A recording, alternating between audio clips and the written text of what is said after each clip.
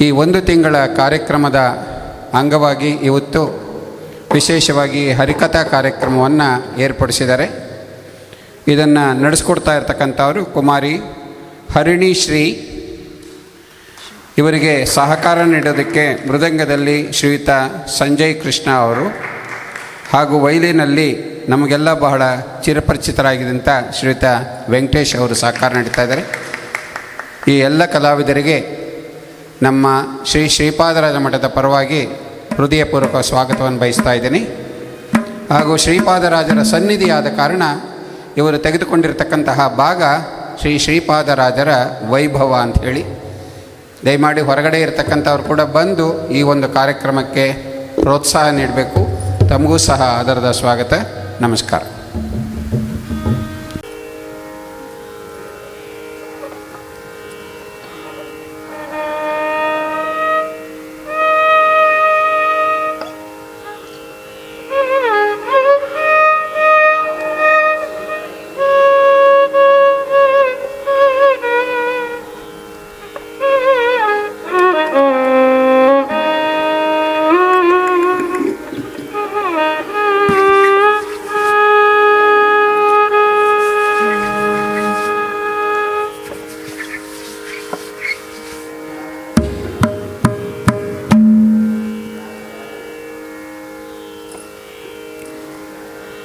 कल्याणाद्भुतगात्राय कामितार्थप्रदायिने श्रीमद्वेङ्कटनाथाय श्रीनिवासाय ते नमो नमः.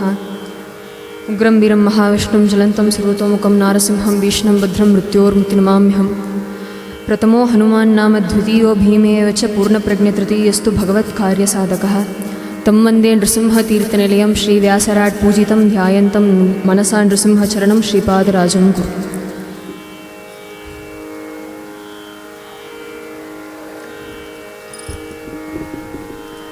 ಈ ಒಂದು ಶುಭ ಪರ್ವ ಕಾಲದಲ್ಲಿ ಪರಮ ಪವಿತ್ರವಾದಂತಹ ಈ ಒಂದು ಮುಳುಬಾಗಿಲು ಕ್ಷೇತ್ರದಲ್ಲಿ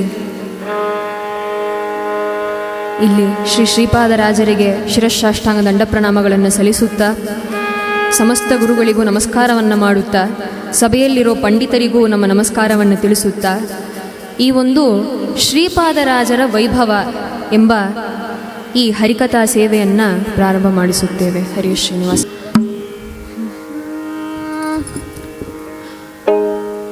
ಸರ್ವೋತ್ತಮನಾದ ಶ್ರೀಯಃಪತಿಯಾದ ಪರಮಾತ್ಮನಲ್ಲಿ ಭಕ್ತಿಯನ್ನು ಹೊಂದು ವೈರಾಗ್ಯವನ್ನು ಪಡೆದು ಜ್ಞಾನವನ್ನು ಪಡೆದು ಒಳ್ಳೆ ಮಾರ್ಗಕ್ಕೆ ಹೋಗಿ ಮೋಕ್ಷವನ್ನು ಪಡಿಬೇಕು. ಅದು ಈ ಒಂದು ಕಲಿಯುಗದಲ್ಲಿ ಅಂತ ಕೇಳಿದರೆ ಎಂತಹ ಸಮಯ ಅದು.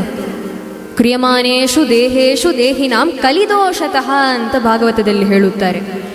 ಕಲಿಯ ದೋಷ ಹೆಚ್ಚು ಇರುವಂತಹ ಸ್ಥಳ, ಕಲಿಯ ದೋಷ ತುಂಬಿರುವಂತಹ ಈ ಒಂದು ಜಾಗದಲ್ಲಿ, ಈ ಒಂದು ಸಮಯದಲ್ಲಿ, ಈ ಒಂದು ಕಾಲದಲ್ಲಿ ಪರಮಾತ್ಮನ ಸ್ಮರಣೆ ಮಾಡೋದು, ಹರಿನಾಮ ಸಂಕೀರ್ತನೆ ಮಾಡೋದು, ಧರ್ಮವನ್ನು ಆಚರಿಸೋದು, ಧರ್ಮ ಮಾರ್ಗದಲ್ಲಿ ನಡೆಯೋದು, ಇದೆಲ್ಲ ಸ್ವಲ್ಪ ಕಠಿಣವಾಗುತ್ತೆ ಅಲ್ವಾ?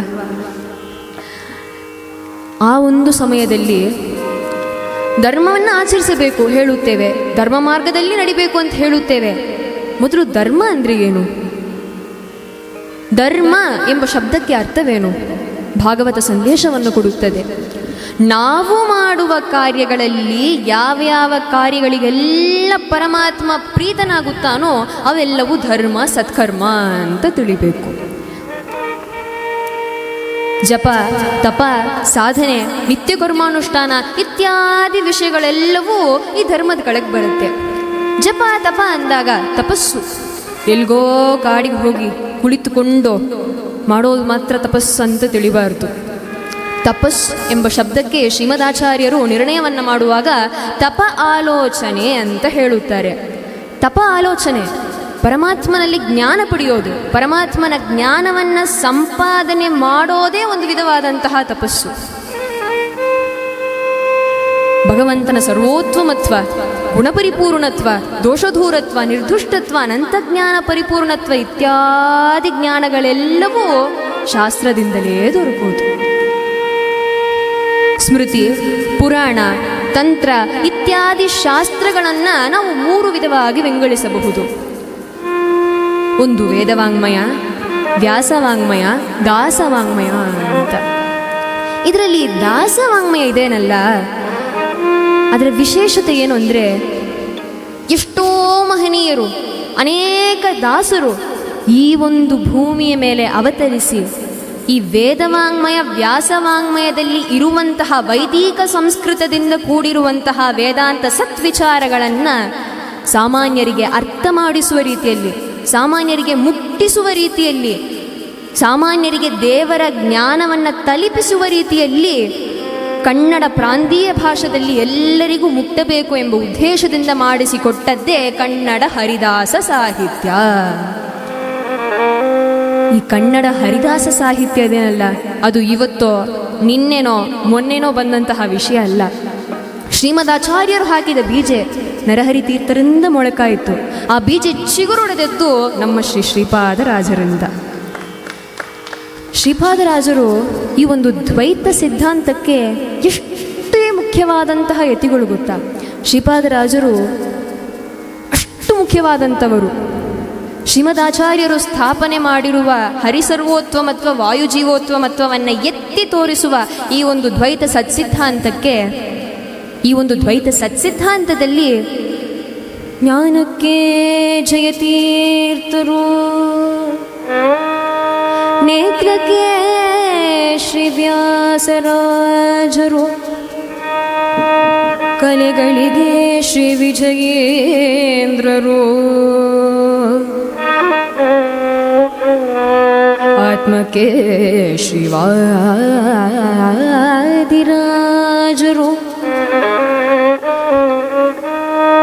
ಹೃದಯಕ್ಕೆ ಶ್ರೀ ರಾಘವೇಂದ್ರ ಸ್ವಾಮಿಗಳು. ಪಿತಾಮಗರು ಅಂದರೆ ದ್ವೈತ ಸಿದ್ಧಾಂತದ ಪಿತಾಮಗರು ಯಾರು? ತಮ್ಮಂದೇ ನೃಸಿಂಹತಿ ನಿಲಯೋ ಶ್ರೀ ವ್ಯಾಸರಾಜ ಪೂಜಿತೋ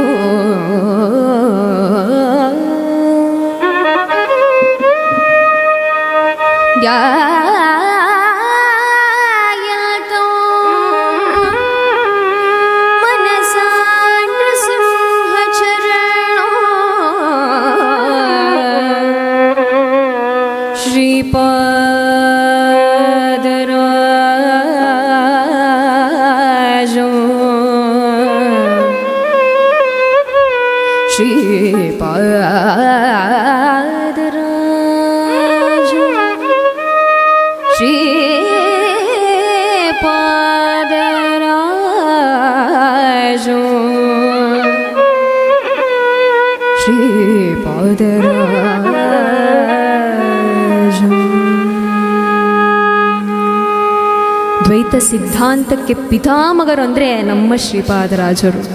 ದ್ವೈತ ಸಿದ್ಧಾಂತಕ್ಕೂ ಮಾತ್ರ ಅಲ್ಲ, ಹರಿದಾಸ ಸಾಹಿತ್ಯಕ್ಕೂ ನಮ್ಮ ಶ್ರೀಪಾದರಾಜರೇ ಪಿತಾಮಹರು.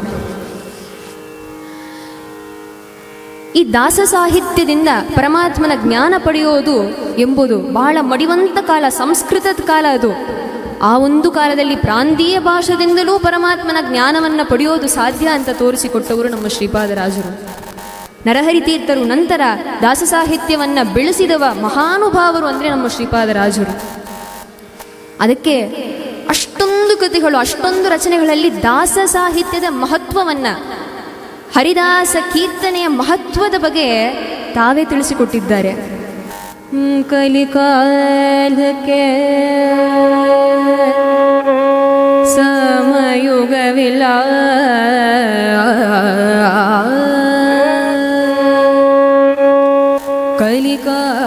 ಕಲಿಕಾಲಕ್ಕೆ ಸಮಯುಗವಿಲ್ಲ,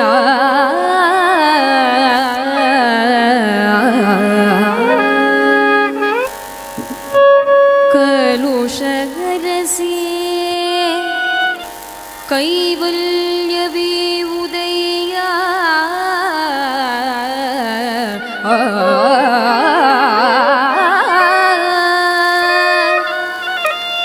ಕಲುಷಗರಸಿ ಕೈವಲ್ಯವೇ ಉದಯ,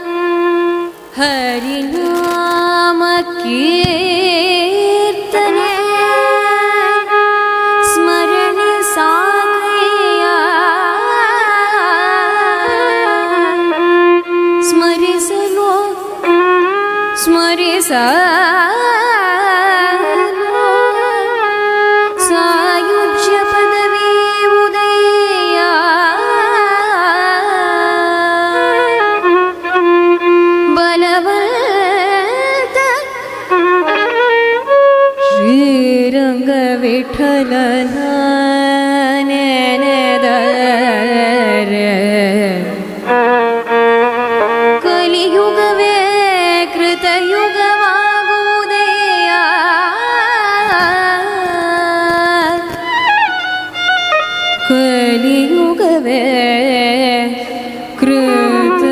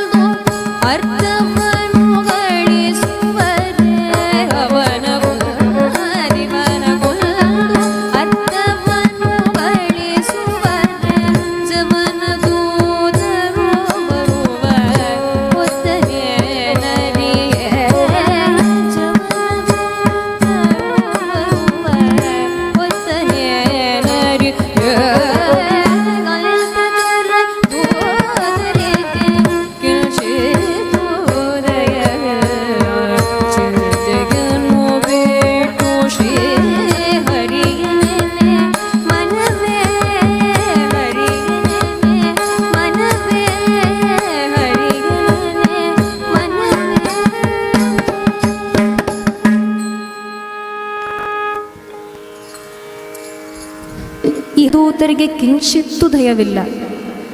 ಯಾವ ಹೊತ್ತು ಈ ಭೂಮಿಯನ್ನು ಬಿಟ್ಟು ನಾವು ಹೋಗ್ತೇವೆ ಅಂತ ಗೊತ್ತಿಲ್ಲ, ಇರೋ ಕಾಲದಲ್ಲಿ ಚಿಂತೆಯನ್ನು ಬಿಟ್ಟು ಶ್ರೀ ಹರಿಯನೆನೆ ಮನವೇ ಅಂತ ದಾಸರು ಕೊಂಡಾಡುತ್ತಾರೆ.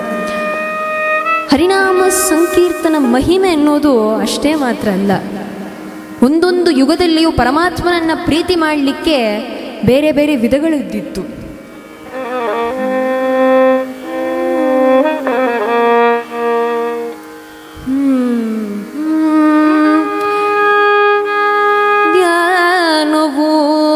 ಕೃತಯುಗದಿ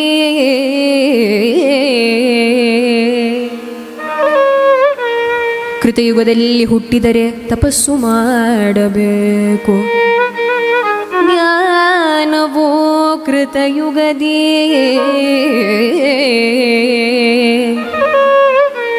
ಯಜನ ಯಜ್ಞಾದಿಗಳು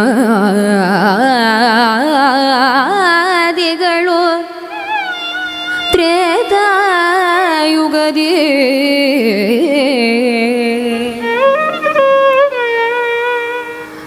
ತ್ರೇತಾಯುಗದಲ್ಲಿ ಜನಿಸಿದರೆ ಯಾಗ ಯಜ್ಞಗಳನ್ನು ಮಾಡಬೇಕು. ದಾನವಾರ್ತಕನ ದೇವದಾಕ್ಷನೇ ದ್ವಾಪರ ಯುಗದಿ ದ್ವಾಪರ ಯುಗದಲ್ಲಿ ಜನಿಸಿದರೆ ನಿತ್ಯವೂ ಪರಮಾತ್ಮನ ಪೂಜೆ ಮಾಡಬೇಕು. ಕಲಿಯುಗದಿ ಕಲಿಯುಗದಲ್ಲಿ ಏನು ಮಾಡಬೇಕು?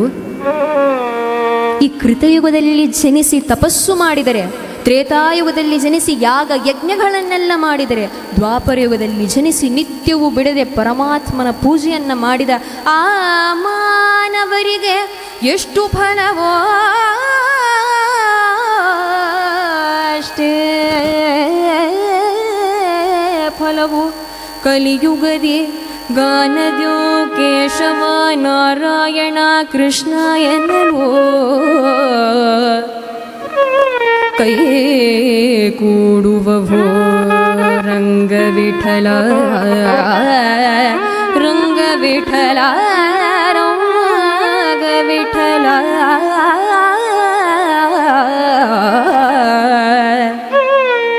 ರಂಗವಿಠಲ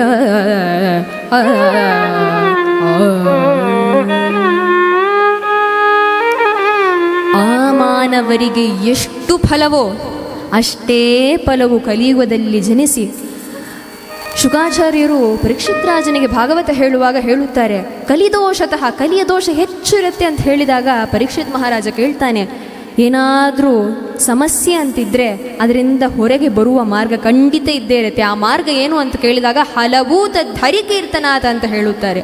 ಕಲಿಯುಗದಲ್ಲಿ ಹರಿನಾಮ ಸಂಕೀರ್ತನ, ಹರಿನಾಮ ದೇವರ ನಾಮ ಮೂಲಕ ಆ ಮಾನವರಿಗೆ ಎಷ್ಟು ಫಲವೋ ಅಷ್ಟೇ ಫಲವು ಕಲಿಯುಗದಿ ಘಾನದಿಂ ಕೇಶವ ನಾರಾಯಣ ಕೃಷ್ಣ ಎನ್ನಲು ಕೈಕೂಡುವವು ರಂಗವಿಠಲ ಅಂತ ಶ್ರೀಪಾದರಾಜರು ಕೊಂಡಾಡುತ್ತಾರೆ ದಾಸ ಸಾಹಿತ್ಯ.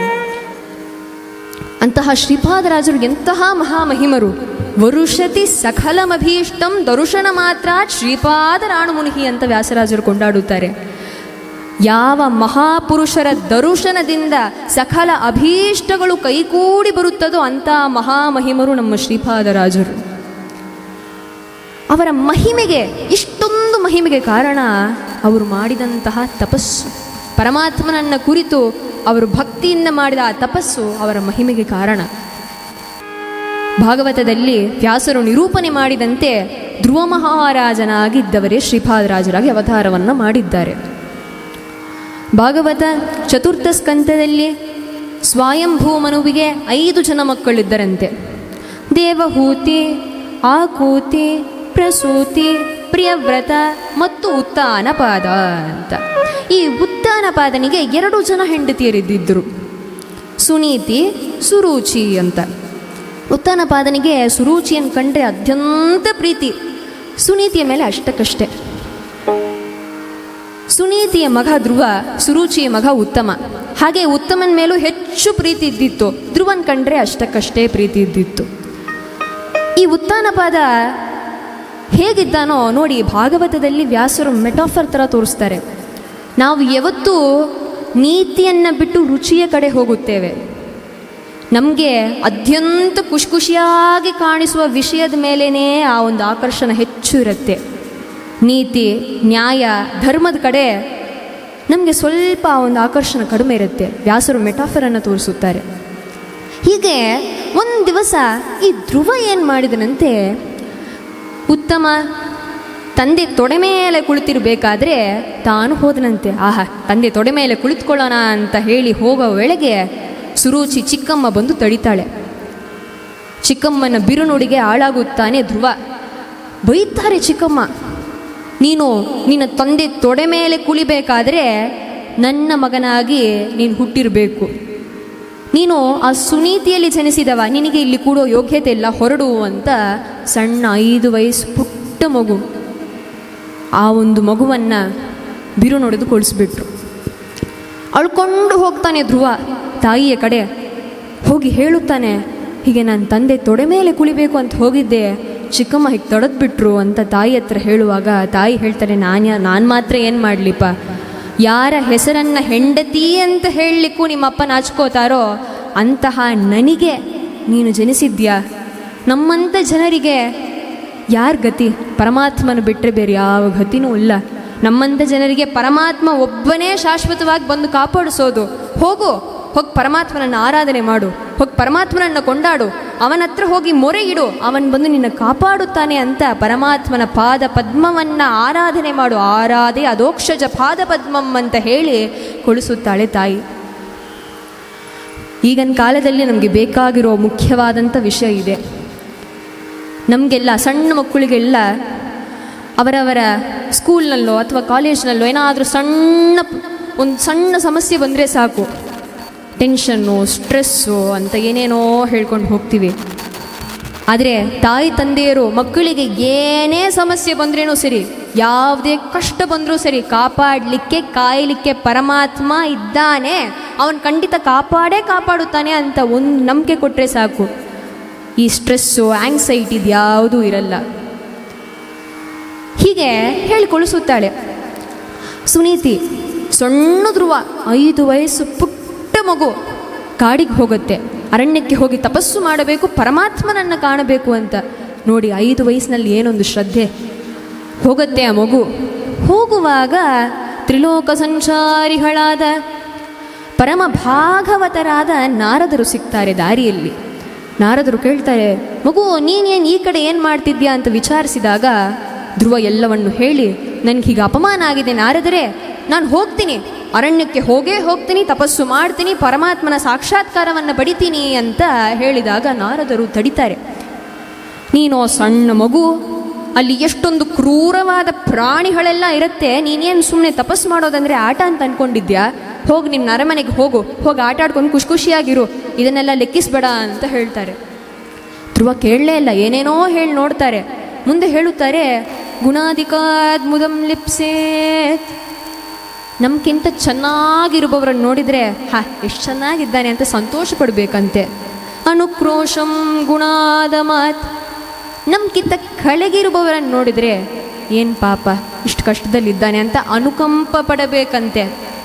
ಮೈತ್ರಿ ಮನ್ವಿಚ್ಛೇತ್. ನಮಗೆ ಸಮಾನರಾಗಿರುವವರನ್ನು ನೋಡಿದರೆ ಸ್ನೇಹ ಉಂಟು ಮಾಡಿಸ್ಕೋಬೇಕಂತೆ. ಇದರಲ್ಲಿ ಉತ್ತಮ ನಿನ್ನ ಸಹೋದರ ಗುಣಾಧಿಕಾದ್ ಮುದಂ ಲಿಪ್ಸೇತ್, ನಿನ್ಗಿಂತ ಒಳ್ಳೆ ಸ್ಥಾನದಲ್ಲಿದ್ದಾನೆ, ತಂದೆ ನಿನಗೆ ಸಿಗದೇ ಇರುವ ತಂದೆಯ ಪ್ರೀತಿ ಅವನಿಗೆ ಸಿಗ್ತಾಗಿದೆ, ನೋಡಿ ಸಂತೋಷ ಪಡು, ಯಾಕೆ ಹೊಟ್ಟೆಗಿಚ್ಚು ನಿನಗೆ ಅಂತ ಕೇಳ್ತಾರೆ. ಆವಾಗ ಧ್ರುವ ಹೇಳ್ತಾನೆ, ಏನೇನೋ ಹೇಳಿ ನೋಡಿದ್ರು, ಹಾಗೆ ಹೀಗೆ ಅಂತ ತಡೆದು ನೋಡಿದ್ರು, ಧ್ರುವ ಬಿಡಲೇ ಇಲ್ಲ.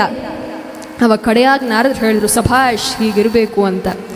ನಾರದರು ಬಂದದ್ದು ಇವನ ಮನಸ್ಸಿನ ಧಾರಿಟ್ಯತೆಯನ್ನು ಶೋಧಿಸಿ ನೋಡಲಿಕ್ಕೆ. ಇವನ ಮನಸ್ಸಿನ ಪರಿಪಕ್ವ ಹೇಗಿದ್ದಿತ್ತು, ನಿಜವಾಗ್ಲೂ ಇವನು ಪರಮಾತ್ಮನ ಸಾಕ್ಷಾತ್ಕಾರ ಪಡಲಿಕ್ಕೆ ಅರಣ್ಯಕ್ಕೆ ಹೋಗ್ತಿದ್ದಾನೋ ಅಥವಾ ಅಪಮಾನ ಆಗಿದೆ ತಂದೆ ತೊಡೆ ಮೇಲೆ ಕೂಳ್ಬೇಕು ಅಂತ ಆ ವಿಷಯದ ಬಗ್ಗೆ ಹೋಗ್ತಿದ್ದಾನೋ ಅಂತ ಅವನನ್ನು ಪರೀಕ್ಷೆ ಮಾಡಿ ಶೋಧಿಸಿ ನೋಡಲಿಕ್ಕೆ, ಆ ಧಾರಿಟ್ಯತೆಯನ್ನು ನೋಡಲಿಕ್ಕೆ ನಾರದರು ಕೇಳಿ ನೋಡ್ತಾರೆ. ಆವಾಗ ನಾರದರು ಗುರುಗಳ ಸ್ಥಾನದಲ್ಲಿ ನಿಂತು ಪರಮ ಪವಿತ್ರವಾದಂತಹ ವಾಸುದೇವ ದ್ವಾದಶಾಕ್ಷರ ಮಂತ್ರದ ಉಪದೇಶವನ್ನು ಮಾಡಿಸಿ, ಈ ಮಂತ್ರ ಜಪದಿಂದ ತಪಸ್ಸನ್ನು ಮಾಡು, ಹೋಗಿ ಅಲ್ಲಿ ನದಿ ತೀರದಲ್ಲಿ ಇರುವಂತಹ ಮಧುವನಕ್ಕೆ ಹೋಗಿ ತಪಸ್ಸನ್ನು ಮಾಡು, ಎಲ್ಲ ಒಳ್ಳೆಯದಾಗತ್ತೆ, ಪರಮಾತ್ಮ ಪ್ರೀತನಾಗುತ್ತಾನೆ ಅಂತ ಹೇಳಿ ನಾರದರು ಕುಳಿಸಿದ್ರು. ಇದರಲ್ಲಿ ನಮಗೆ ಒಂದು ವಿಷಯ ಗೊತ್ತಾಗಬೇಕು. ಧ್ರುವ ಸಣ್ಣ ಮಗು, ಅವನೇನು ಮಾಡಿದ? ಪರಮಾತ್ಮನನ್ನು ನೋಡಬೇಕು, ತಪಸ್ಸು ಮಾಡಬೇಕು ಎಂಬ ಆ ಒಂದು ನಿರ್ಧಾರವನ್ನು ತಗೊಂಡ.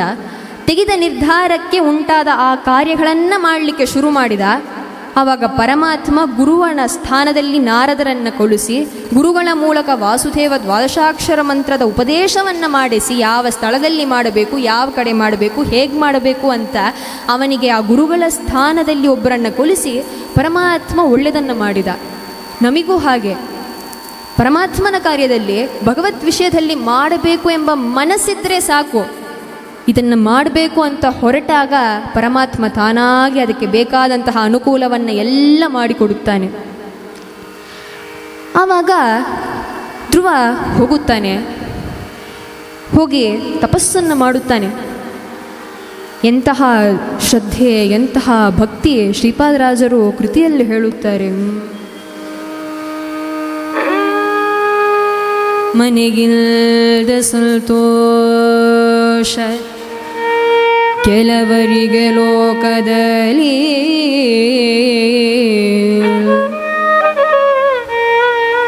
ಧನದಿಲ್ದ ಸಂತೋಷ ಕೆಲವರಿಗೆ ಲೋಕದಲ್ಲಿ,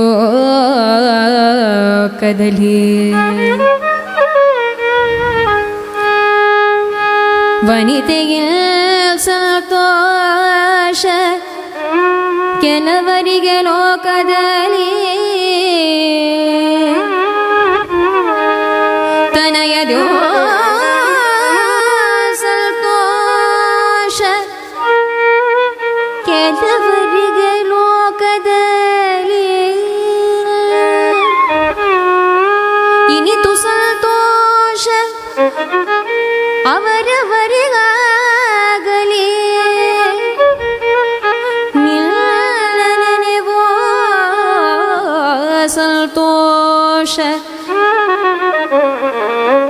ಎನಗಾಗಲಿ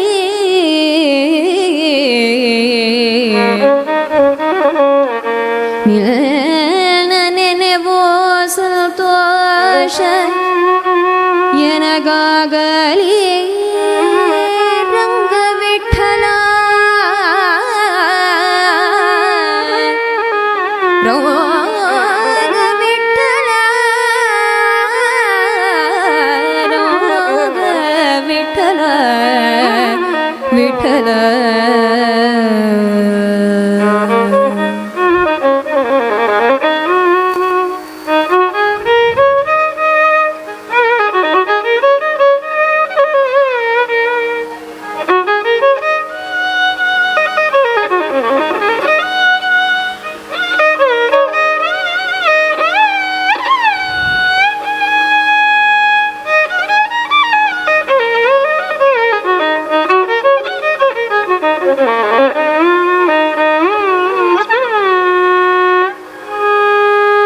ಮನೆಯಿಂದ ಸಂತೋಷ. ಕೆಲವರಿಗೆ ಲೋಕದಲ್ಲಿ ದೊಡ್ಡ ಮನೆ ಇದ್ದರೆ ಸಂತೋಷ, ಧನದಿದ್ದರೆ ಸಂತೋಷ, ತನೆಯದಿಂ ಸಂತೋಷ, ವನಿತೆಯಂ ಸಂತೋಷ. ಒಬ್ಬೊಬ್ಬರಿಗೆ ಇನಿತು ಸಂತೋಷ ಅವರವರಿಗಾಗಲಿ. ಎಂತಹ ಸಂತೋಷವನ್ನು ಪರಮಾತ್ಮನ ಹತ್ರ ಬೇಡಬೇಕು. ಮನೆ, ತನ, ಧನ ಇದ್ಯಾವುದನ್ನು ಬೇಡಬಾರ್ದು. ಎದನ್ನು ಬೇಡಬೇಕು? ನಿನ್ನ ನೆನೆವೋ ಸಂತೋಷ ಎನಗಾಗಲಿ ಅಂತ ಆ ಧ್ರುವ ಪರಮಾತ್ಮನನ್ನು ನೆನೆಯೋ ಸಂತೋಷದ ಕಡೆ ತಲೆಯನ್ನು ತಿರುಗಿಸಿ ಪರಮಾತ್ಮನನ್ನು ಸ್ಮರಣೆ ಮಾಡಲಿಕ್ಕೆ, ಪರಮಾತ್ಮನನ್ನು ಕುರಿತು ತಪಸ್ಸು ಮಾಡಲಿಕ್ಕೆ ಹೊರಡ್ತಾನೆ. ಎಂತಹ ತಪಸ್ಸು! ಮೊದಲನೆಯ ತಿಂಗಳು ಧ್ರುವ ಮಹಾರಾಜ 3 ದಿವಸ ಸತತವಾಗಿ ಜಪವನ್ನು ಮಾಡೋದು ಮತ್ತು ಹಣ್ಣನ್ನು ಸ್ವೀಕಾರ ಮಾಡೋದು. 2ನೇ ತಿಂಗಳು 6 ದಿವಸ ಸತತವಾಗಿ ಜಪವನ್ನು ಮಾಡೋದು ಮತ್ತು ನೀರನ್ನು ಸ್ವೀಕಾರ ಮಾಡೋದು. ತೃತೀಯಂ ಚಾನೇನ್ಮಾಸಂ ನವಮೇ ಹನಿ. 3ನೇ ತಿಂಗಳು 9 ದಿವಸ ಸತತವಾಗಿ ಜಪವನ್ನು ಮಾಡಿ ಉದ್ರಿದ ಇಲೆಯನ್ನು ಸ್ವೀಕಾರ ಮಾಡೋದು. ಚತುರ್ಥಮಪಿ ವೈ ಮಾಸಂ 4ನೇ ತಿಂಗಳು ದ್ವಾದಶೇ ಹನಿ. 12 ದಿವಸದ ಕಾಲ ಸತತವಾಗಿ ಜಪವನ್ನು ಮಾಡಿ 12 ದಿವಸಕ್ಕೆ ಒಂದ್ಸಲ ಗಾಳಿಯನ್ನು ಶ್ವಾಸವನ್ನು ಸ್ವೀಕಾರ ಮಾಡೋದು. ಮೊದಲ ತಿಂಗಳು ತಪಸ್ ಮಾಡಿದ, ಪರಮಾತ್ಮ ಬರುತ್ತಾಗಿಲ್ಲ. 2ನೇ ತಿಂಗಳು ಹಣ್ಣನ್ನು ಬಿಟ್ಟ, ನೀರನ್ನು ಸ್ವೀಕಾರ ಮಾಡಿದ, ಪರಮಾತ್ಮ ಬರುತ್ತಾಗಿಲ್ಲ. ಇಲೆಯನ್ನು ಸ್ವೀಕಾರ ಮಾಡಿದ, ಪರಮಾತ್ಮ ಬರುತ್ತಾಗಿಲ್ಲ. 12 ದಿವಸಕ್ಕೆ ಒಂದ್ಸಲ ಗಾಳಿಯನ್ನು ಸ್ವೀಕಾರ ಮಾಡಿದ, ಪರಮಾತ್ಮ ಬರುತ್ತಾಗಿಲ್ಲ. ಏನು ಮಾಡೋದು ಇನ್ನು ಮುಂದೆ ಅಂತ ಪಂಚಮೇ ಮಾಸ್ಯನುಪ್ರಾಪ್ತೆ ಚಿತಶ್ವಾಸೋ ನೃಪಾತ್ಮಜ. ಪಂಚಮ ಮಾಸದಲ್ಲಿ 5ನೇ ತಿಂಗಳು ಆ ಶ್ವಾಸವನ್ನು ಉಸಿರು ಕೂಡ ಆಡದೆ, ಉಸಿರನ್ನು ಆಡೋದು ನಿಲ್ಲಿಸ್ಬಿಟ್ಟು ಕುಂಭಕ ಪ್ರಾಣಾಯಾಮ ಸ್ಥಿತಿಯಲ್ಲಿ ಶ್ವಾಸ ಬಿಡದೆ ವಾಸುದೇವ ದ್ವಾದಶಾಕ್ಷರ ಮಂತ್ರದ ಜಪವನ್ನು ಮಾಡುತ್ತಾನೆ. ಇಂತಹ ತಪಸ್ಸು! ಈ ತಪಸ್ಸನ್ನೆಲ್ಲ ನೋಡಿ ಮೆಚ್ಚಿದ ದೇವತೆಗಳೆಲ್ಲರೂ ಇವನಿಗೆ ಎಷ್ಟೋ ವಿಧವಾದಂತಹ ತಪಸ್ಸನ್ನು ತಡಿಲಿಕ್ಕೆ ಉಂಟಾದ ವಿಘ್ನಗಳನ್ನು ಮಾಡಿ ನೋಡಿದ್ರಂತೆ. ಅವನ ಮನಸ್ಸಿನ ಧಾರಿಟ್ಯತೆಯನ್ನು ನೋಡಲಿಕ್ಕೆ ಯಾವುದೇ ವಿಘ್ನ ಬಂದರೂ ಧ್ರುವ ಅದಕ್ಕೆ ಯಾವುದು ಕಡೆಗೂ ತಲೆ ತಾಚ್ತಾಗಿಲ್ಲ. ಆವಾಗ ಇವನ ಪರವಾಗಿ ದೇವತೆಗಳೆಲ್ಲ ಸೇರಿಕೊಂಡು ವೈಕುಂಠಕ್ಕೆ ಹೋಗಿ ಪರಮಾತ್ಮನನ್ನು ನೋಡಿ ಬೇಡುತ್ತಾರೆ. ಹೊರಡುತ್ತಾರೆ ದೇವತೆಗಳು, ವೈಕುಂಠಕ್ಕೆ ಹೋಗುತ್ತಾರೆ, ಪರಮಾತ್ಮನನ್ನು ನೋಡುತ್ತಾರೆ. ಎಂತಹ ಪರಮಾತ್ಮ! ಸರ್ವೋತ್ತಮನಾದವನು, ಶ್ರೀಯಪತಿಯಾದವನು, ಸಕಲ ಲೋಕೈಕನಾಥನಾದವನು. ಇಂತಹ ಪರಮಾತ್ಮ ಅವನು. ಯಾರು ಪಡೆಯದೇ ಸೌಭಾಗ್ಯವನ್ನು ಪಡೆದೇವನು. ಅಂತಹ ಪರಮಾತ್ಮನನ್ನು ನೋಡಿ ಹುಕ್ಕುಳಿಗಳು ಪಡೆದವರುಳ್ಟೆ,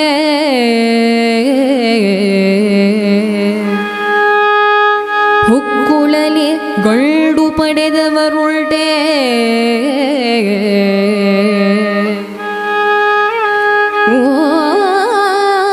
ಗುಟದಲ್ಲಿ ಹೆಣ್ಣು ಪಡೆದವರುಳ್ಟೆ, ಹುಕ್ಕುಳಲಿಗಳು ಪಡೆದವರುಳ್ಟೆ,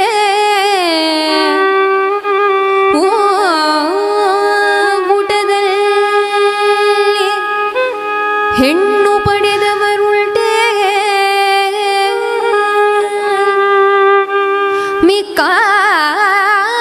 ಮಿಕ್ಕಾವದೇವರಿಗೆ ಈ ಸೊಬಗುಳ್ಟೆ,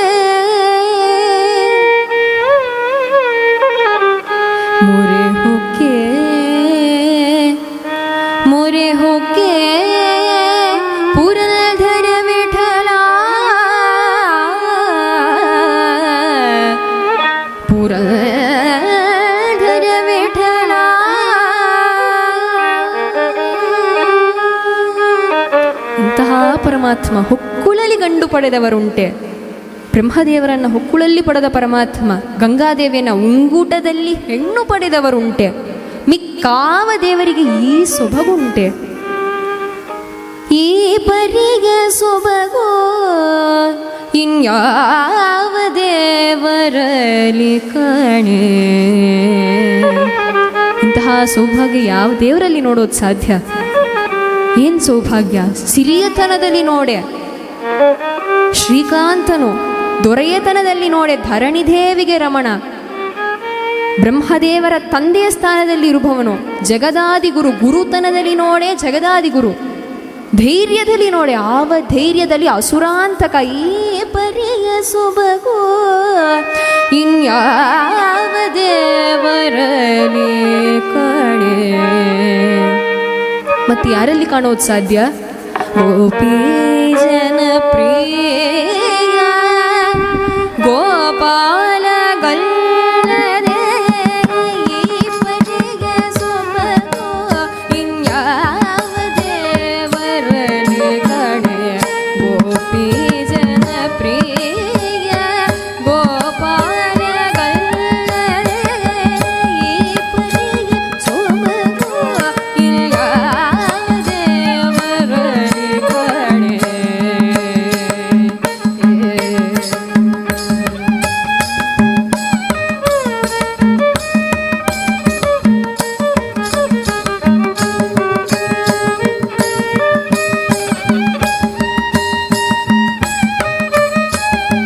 ದೊರೆಗೆ ತನ್ನದಲ್ಲಿ ನೋಡೆ ಧರಣಿ ದೇವಿಗೆ ರಮಣ. ದೊರೆಗೆ ತನ್ನದಲ್ಲಿ ನೋಡೆ ಧರಣಿ ದೇವಿಗೆ ರಮಣ. ಸಿರಿಗೆ ತನ್ನದಲ್ಲಿ ನೋಡೆ ಶ್ರೀಕಾಂತ. ದೊರೆಗೆ ತನ್ನದಲ್ಲಿ ನೋಡೆ ಧರಣಿ ದೇವಿಗೆ ರಮಣ. ಸಿರಿಯತನದಲ್ಲಿ ನೋಡೆ ಶ್ರೀಕಾಂತ. ಲಾವಣ್ಯದಲ್ಲಿ ನೋಡೆ ಲಾವಣ್ಯದಲ್ಲಿ ನೋಡೆ ಲೋಕಮೋಹನೆಯ. ಅವಧೈರ್ಯದಲ್ಲಿ ನೋಡೆ ಅಸುರಾಂತಕ. ಈ ಪರಿಯ ಸೊಬಗೋ ಇನ್ಯಾವ ದೇವರಲ್ಲಿ ಕಾಣೆ. ಗೋಪಿ ಜನಪ್ರಿಯ ಗೋಪಾಲ ಗಲ್ಲದೆ ಈ ಪರಿಯ ಸೊಬಗೋ ಇನ್ಯಾವ ದೇವರಲ್ಲಿ ಇನ್ಯಾವ ದೇವರಲ್ಲಿ ಇನ್ಯಾವ ದೇವರಲ್ಲಿ ಕಾಣೆ.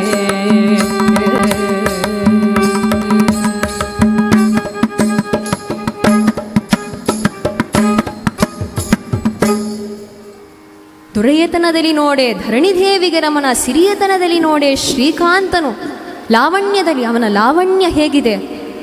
ಅವನ ಮುಖದ ಲಾವಣ್ಯದಿಂದ ಎಲ್ಲ ಲೋಕವನ್ನ ಆಕರ್ಷಣ ಮಾಡುವ ಶಕ್ತಿಯನ್ನು ಪಡೆದವರು. ಲೋಕಮೋಹಕನಯ್ಯ. ಆವ ಧೈರ್ಯದಿ ನೋಡೆ ಅಸುರಾಂತಕ.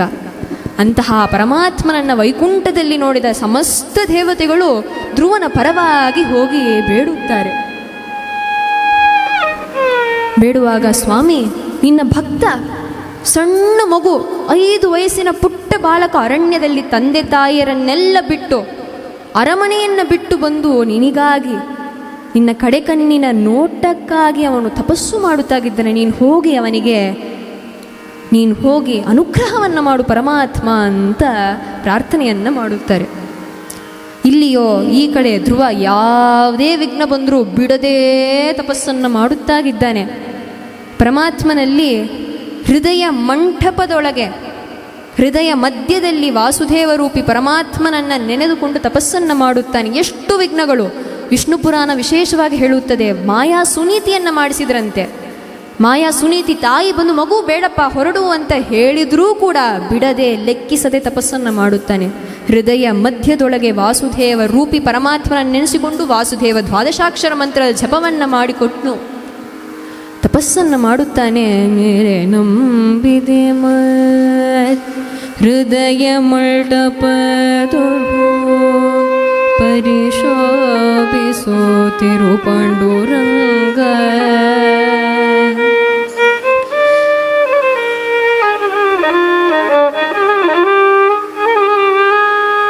ನೆರೆ ನಂಬಿದೆ ಹೃದಯ ಮಂಟಪದೊಳು ಪರಿಶೋಭಿಸೋತಿರು ಪಾಂಡುರಂಗ.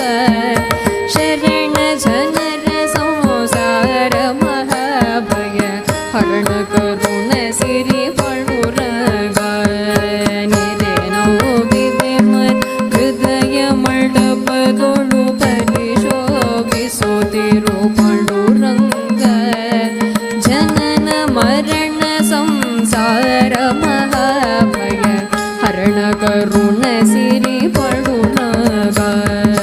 ನೆರೆದಿಗ ಬಹು ಜನರೊಳಿದರು ಮನಸ್ಥಿರವಿಡು ನಿನ್ನಲ್ಲಿ ಪಾಂಡುರಂಗ.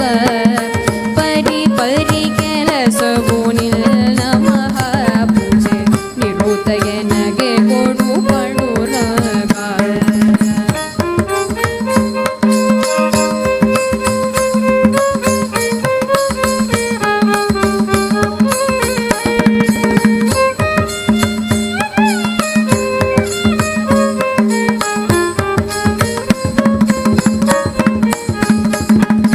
ಪರದೇವನೇ ನಿನ್ನ ಲೀಲಾ ಸ್ಮೃತಿಯನ್ನು ನಿರುತಯನಗೆ ಕೊಡು ಪಾಂಡುರಂಗ. ಪರರಾಪೇಕ್ಷೆಯ ಬಿಡಿಸಿ ನಿರಾದರ ಪರಗತಿ ಪದಗೊರು ಪಾಂಡುರಂಗ.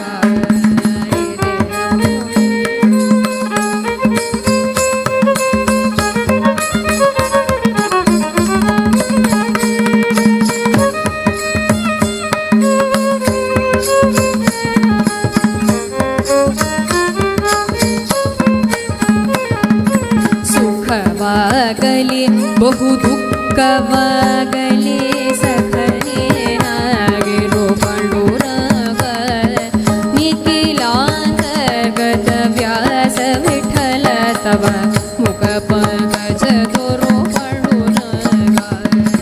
ಜಯ ಜಯ ವಿಠಲ ಪಾಂಡುರಂಗ ಹರಿ ಜಯ ಹರಿ ವಿಠಲ ಪಾಂಡುರಂಗ. ಜಯ ಜಯ ವಿಠಲ ಪಾಂಡುರಂಗ ಹರಿ ಜಯ ಹರಿ ವಿಠಲ ಪಾಂಡುರಂಗ.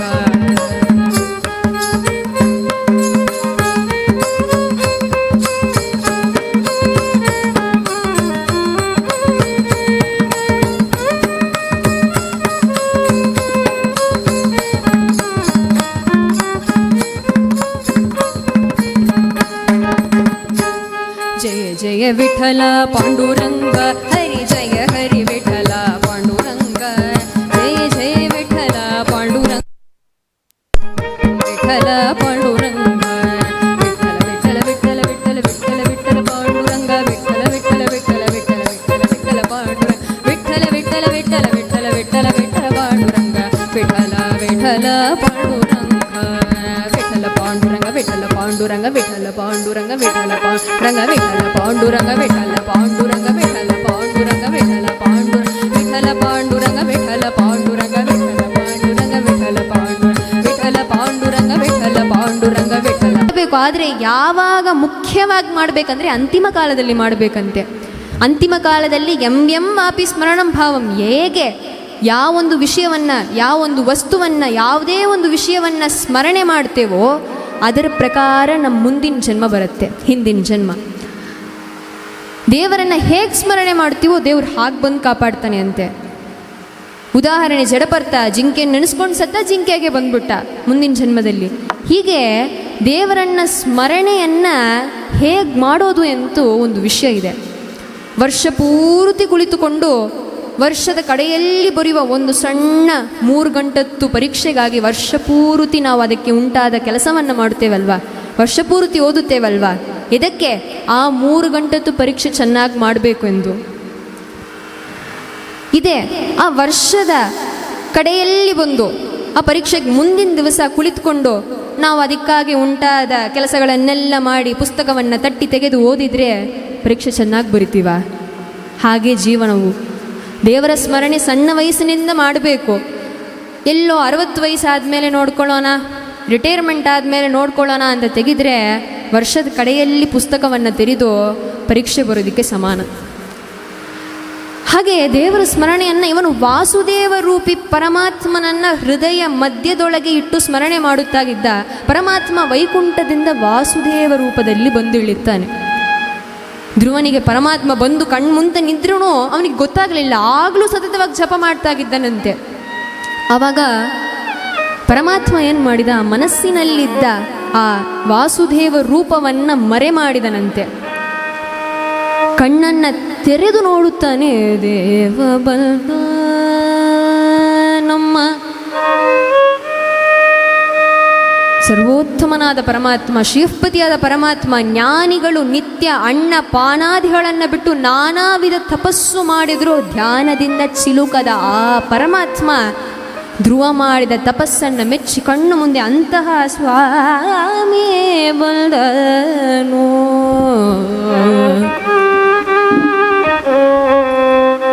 ದೇವರ ದೇವ ಶಿಖಾಮಣಿ ಬಂದನು, ದೇವ ಬಂದ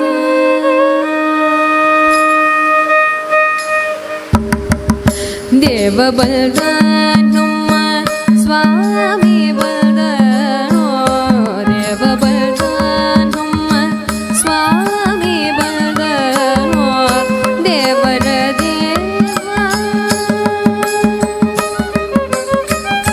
ದೇವರ ದೇವ ಶಿಖಾಮಣಿ ಬಂದನು, ದೇವ ಬಲ್ದ ನಮ್ಮ ಸ್ವಾಮಿ ಬಂದನು. ದೇವರ ದೇವ ಶಿಖಾಮಣಿ ಬಂದನು.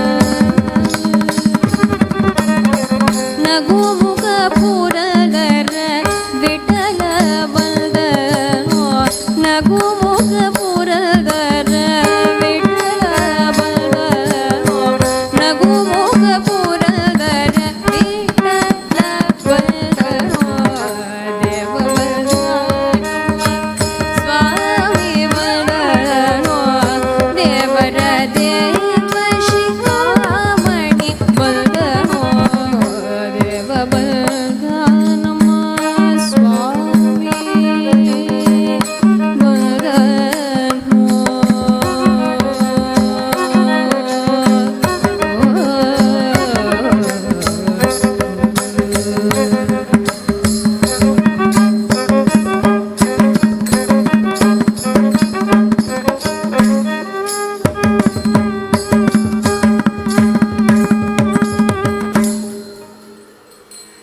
ದೇವರ ದೇವನಾದ ಆ ಒಂದು ಪರಮಾತ್ಮ ಬರುತ್ತಾನೆ. ನೋಡಿದ ಧ್ರುವನಿಗೆ ಅಷ್ಟೊಂದು ಆನಂದವಾಯಿತು. ಇಷ್ಟೊತ್ತು ಕಾಲ ಕಷ್ಟಪಟ್ಟು ತಪಸ್ಸನ್ನು ಮಾಡಿ ಸಾಕ್ಷಾತ್ ಪರಮಾತ್ಮ ಬಂದು ಕಣ್ಮುಂದೆ ನಿಂತಿದ್ದಾನೆ. ಆನಂದದಲ್ಲಿ ಕಂಠೆ ಬಿಗಿದ್ಬಿಟ್ಟಿತ್ತು ಅವನಿಗೆ. ಮಾತೇ ಬರುತ್ತಾಗಿಲ್ಲ. ಕೆಲವೊಂದು ಸಲ ಹಾಗೆ ಆಗತ್ತೆ. ಭಾಳ ಆನಂದದಲ್ಲಿರುವ ವೇಳೆಗೆ ಗಂಟ ಒಂಥರ ಬಿಗಿದ್ಬಿಡುತ್ತೆ. ಧ್ರುವನಿಗೂ ಹಾಗೆ ಆಗಿತ್ತು. ಆವಾಗ ಪರಮಾತ್ಮ ತನ್ನ ಕರದಲ್ಲಿದ್ದಂತಹ ವೇದಮಯವಾದ ಶಂಖವನ್ನು ಧ್ರುವನ ಕಣ್ಣೆಯ ಮೇಲೆ ಸ್ಪರ್ಶವನ್ನು ಮಾಡುತ್ತಾನೆ. ಆವಾಗ ಧ್ರುವನಿಗೆ ಮಾತು ಬಂದಿತ್ತು.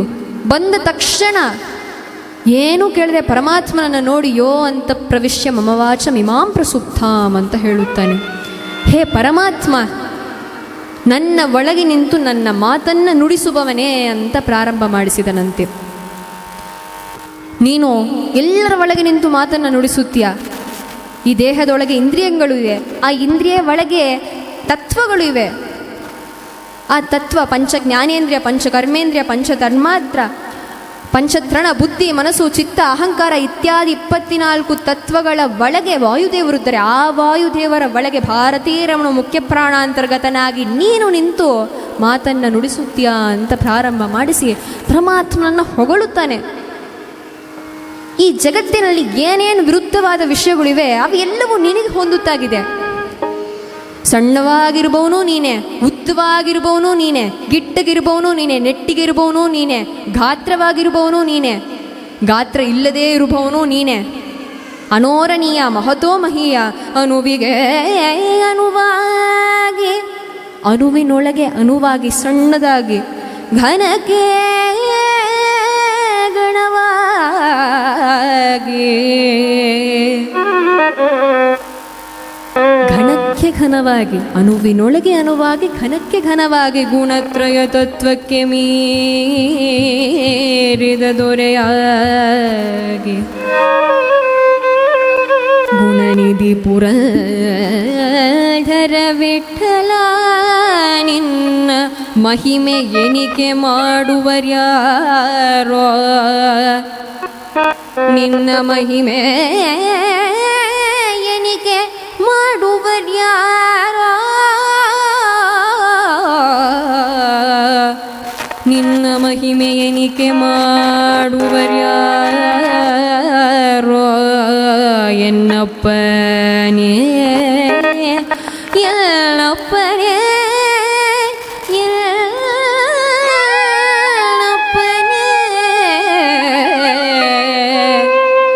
ನಿನ್ನ ಮಹಿಮೆ ಎನಿಕೆ ಮಾಡುವರ್ಯಾರೋ, ಎನ್ನಪ್ಪನೇ.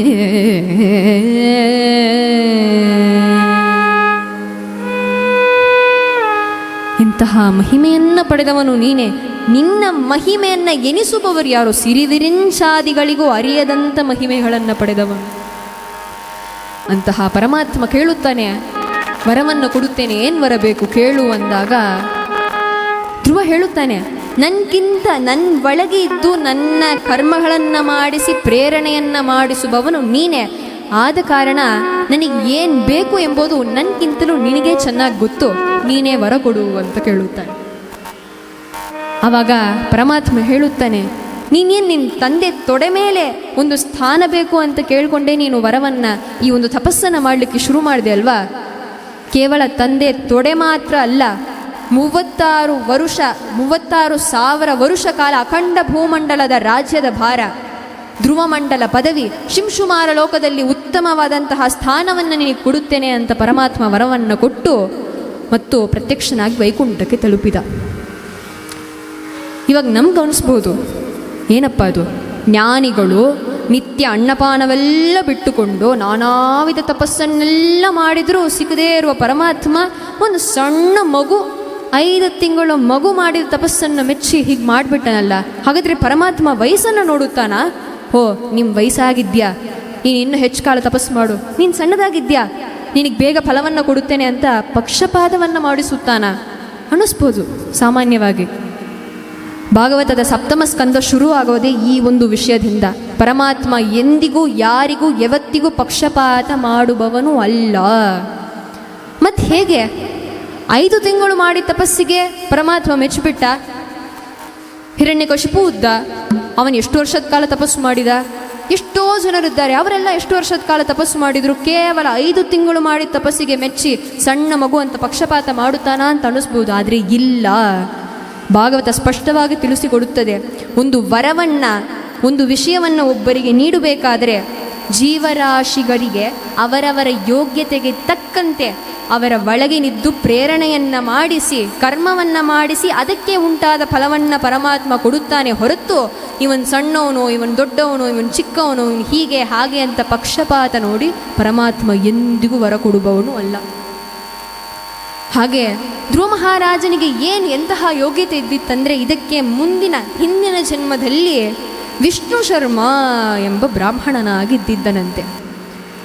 ಆವಾಗ ಒಂದು ರಾಜ ಮಿತ್ರ ಗೆಳೆಯನನ್ನು ನೋಡಿ ನಾನು ರಾಜನಾಗಿದ್ದಿದ್ರೆ ಚೆನ್ನಾಗಿರ್ಬೋದು ಅಂತ ಒಂದು ಸಣ್ಣ ಆಸೆ ಪಟ್ಟ. ಅಲ್ಲಿಗೆ ಅವನು ಮಾಡಿದ ಎಲ್ಲ ಪುಣ್ಯಕರ್ಮಗಳು ನಿಂತಿತ್ತು. ಇಲ್ಲಿ ಉತ್ತಾನಪಾದನಿಗೆ ಮಗನಾಗಿ ರಾಜನಾಗಿ ಜನಿಸಿದ. ನೋಡಿ, ಒಂದು ಸಣ್ಣ ಆಸೆ ಪಟ್ಟದಕ್ಕೆ ಒಂದು ಇಡೀ ಜನ್ಮ ಅಂದರೆ ನಮಗೆಲ್ಲ ಯಾವ ಗತಿ? ಎಷ್ಟು ಆಸೆ ಪಡ್ತೀವಿ, ಮನಸ್ಸಿನಲ್ಲಿ ಎಷ್ಟು ಆಸೆ ತುಂಬಿಕೊಂಡಿರ್ತೀವಿ. ಒಂದೊಂದು ಆಸೆಗೆ ಒಂದೊಂದು ಜನ್ಮ ಅಂದರೆ ಎಷ್ಟು ಜನ್ಮ ತೆಗಿಬೇಕು ನಾವು? ದಾಸರು ಹೇಳುತ್ತಾರೆ, ಇಷ್ಟು ತೊರೆದರೆ ಮತ್ತೆಷ್ಟು ಬೇಕೆಂಬ ಆಸೆ, ಇಷ್ಟು ಸಿಕ್ಕಿದ್ರೆ ಮತ್ತಷ್ಟು ಬೇಕು, ಮತ್ತಷ್ಟು ಬೇಕು ಎಂಬ ಆಸೆ. ಅಷ್ಟು ತೊರೆದರೆ ಮತ್ತಷ್ಟು ಬೇಕೆಂಬ ಆಸೆ, ಅಷ್ಟನ್ನು ತೊರೆದರೆ ಅದು ಸಾಲದು, ಇನ್ನಷ್ಟು ಬೇಕೆಂಬ ಆಸೆ. ಕಷ್ಟ ಬೇಡ ಎಂಬ ಆಸೆ, ಕಷ್ಟವೇ ಪಡುವುದು ಬೇಡ ಎಂಬ ಆಸೆ. ಕಡು ಸುಖವ ಕಾಂಬ ಆಸೆ. ಜೀವನದಲ್ಲಿ ಎಂದಿಗೂ ನಾನು ಯಾವತ್ತೂ ಕಡು ಸುಖವನ್ನೇ ಕಾಣುತ್ತಾಗಿರಬೇಕು, ನನ್ನ ಜೀವನ ಖುಷಿಯಾಗಿ ಮಾತ್ರನೇ ಇರಬೇಕು, ದುಃಖನೇ ಪಡಬಾರ್ದು ಎಂಬ ಆಸೆ. ಎಷ್ಟು ಆಸೆ ಪಡ್ತೀವಿ? ಆಸೆ ಎಂಬುದು ಒಂದು ಮನುಷ್ಯನಿಗೆ ಹಿಡಿದ ದೊಡ್ಡ ರೋಗ. ಆ ದೊಡ್ಡ ರೋಗ ಏನು ಮಾಡ್ಬೋದು ಅಂದರೆ ಒಂದು ಇಡೀ ಜನ್ಮನೇ ಕಾಡ್ಬೋದು. ಹೀಗೆ ಪರಮಾತ್ಮ ಧ್ರುವನಿಗೆ ತಕ್ಕಂಥ ಯೋಗ್ಯತೆಗೆ ಉಂಟಾದ ಫಲವನ್ನು ಕೊಡುತ್ತಾನೆ. ಆ ಒಂದು ಧ್ರುವ ಮಹಾರಾಜರೇ ಇಲ್ಲಿ ಈ ಒಂದು ಕಲಿಯುಗದಲ್ಲಿ ಶ್ರೀಮದಾಚಾರ್ಯರ ಸೇವೆಯನ್ನು ಮಾಡಲಿಕ್ಕೆ, ಟೀಕಾಕೃತ್ಪಾದರ ಗ್ರಂಥದ ಸೇವೆಯನ್ನು ಮಾಡಲಿಕ್ಕೆ ವಿಶೇಷವಾಗಿ ಶ್ರೀಪಾದರಾಜರಾಗಿ ಅಬ್ಬೂರ್ ಎಂಬ ಗ್ರಾಮದಲ್ಲಿ ಧರ್ಮನಿಷ್ಠ ಬ್ರಾಹ್ಮಣ ಕುಟುಂಬದಲ್ಲಿ ಶಾಷ್ಟಿಕ ವಂಶದಲ್ಲಿ ಲಕ್ಷ್ಮೀನಾರಾಯಣ ಎಂಬ ಒಂದು ಸಣ್ಣ ಬಾಲಕನಾಗಿ ಅವತಾರ ಮಾಡುತ್ತಾರೆ. ಅವರು ಸಣ್ಣ ವಯಸ್ಸಿದ್ದಾಗೆ, ಸಾಮಾನ್ಯವಾಗಿ ಶ್ರೀಪಾದರಾಜರು ಅಂತ ಹೇಳಿದರೆ ನಮಗೆ ಈ ಘಟನೆ ನೆನಪಿಗೆ ಬರುತ್ತೆ. ಸ್ವರ್ಣವರ್ಣ ತೀರ್ಥರು ಒಂದ್ಸಲ ಅಬ್ಬೂರ್ ಗ್ರಾಮಕ್ಕೆ ಬರ್ತಿದ್ರು. ಆವಾಗ ಮಗು, ಇನ್ನು ಗ್ರಾಮ ಎಷ್ಟು ದೂರ ಇದೆ ಅಂತ ಒಂದು ಪ್ರಶ್ನೆ ಕೇಳಿದ್ರು.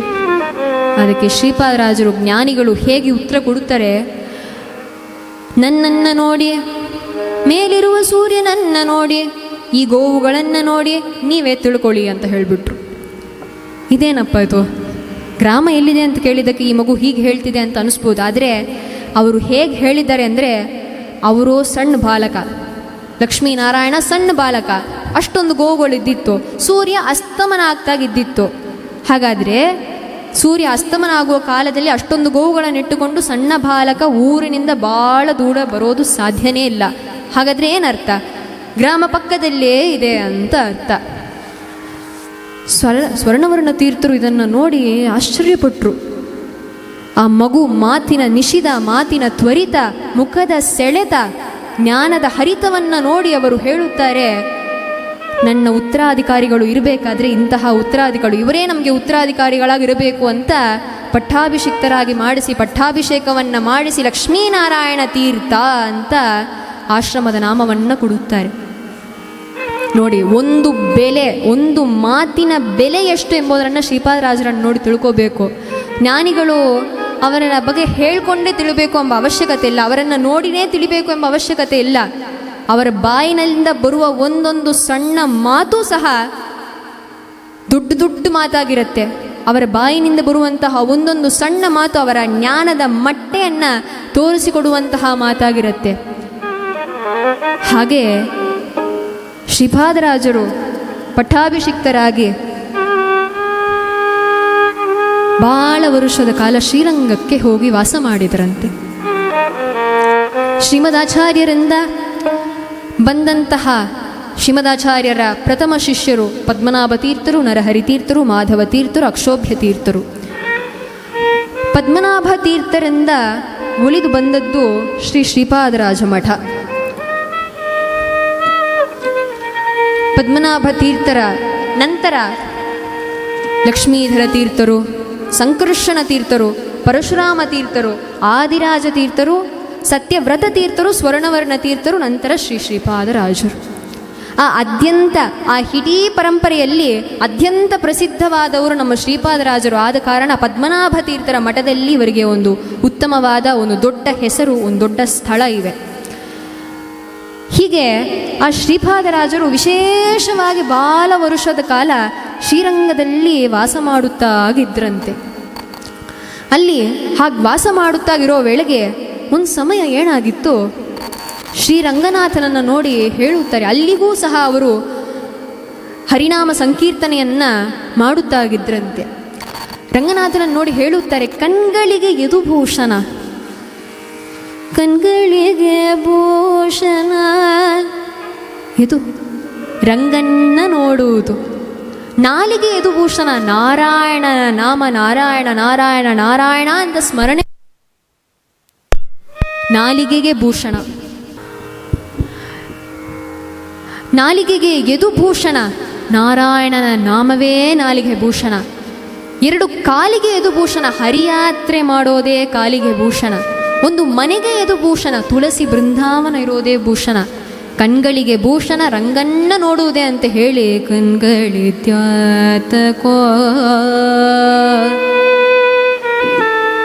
ಕಾವೇರಿ ರಂಗನ ನೋಡದ,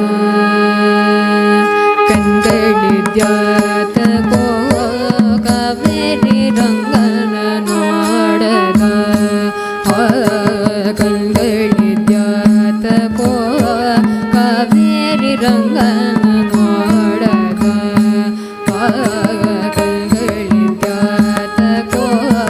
ಕಾವೇರಿ ರಂಗನ ನೋಡದ, ಕಸ್ತೂರಿ ರಂಗನ ನೋಡದ, ಕಣ್ಗಳಿದ್ಯಾತಕೋ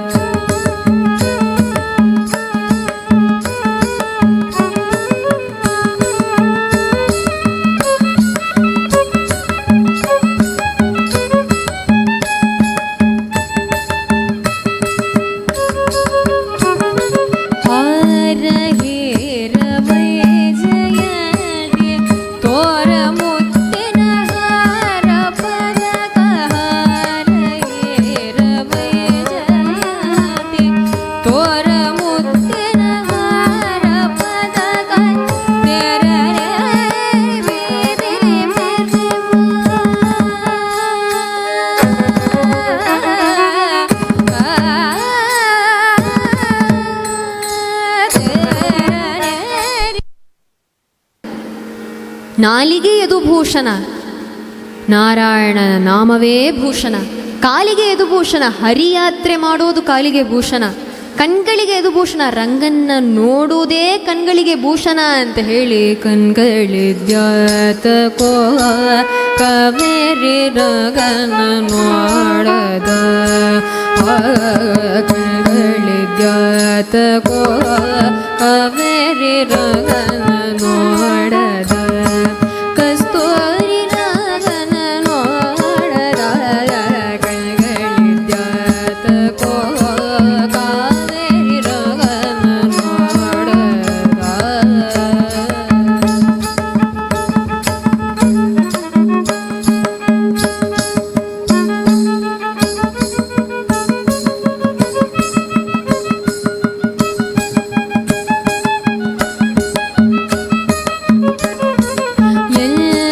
ಎಲ್ಲಿಗಾದರೂ ಜನರು ಬಲ್ಗು ಭೂಮಿಯಲ್ಲಿ ನಿಂತು, ಎಲ್ಲಿಗಾದರೂ ಜನರು ಬಲ್ಗು ಭೂಮಿಯಲ್ಲಿ ನಿಂತು, ಚಂದ್ರ ಪುಷ್ಕರಣಿ ಸ್ನಾನವ ಮಾಡಿ ಆನಂದದಲ್ಲಿ ರಂಗನ ನೋಡದ, ಕಣ್ಗಳಿದ್ಯಾತಕೋ ಕಾವೇರಿ ರಂಗನ ನೋಡದ.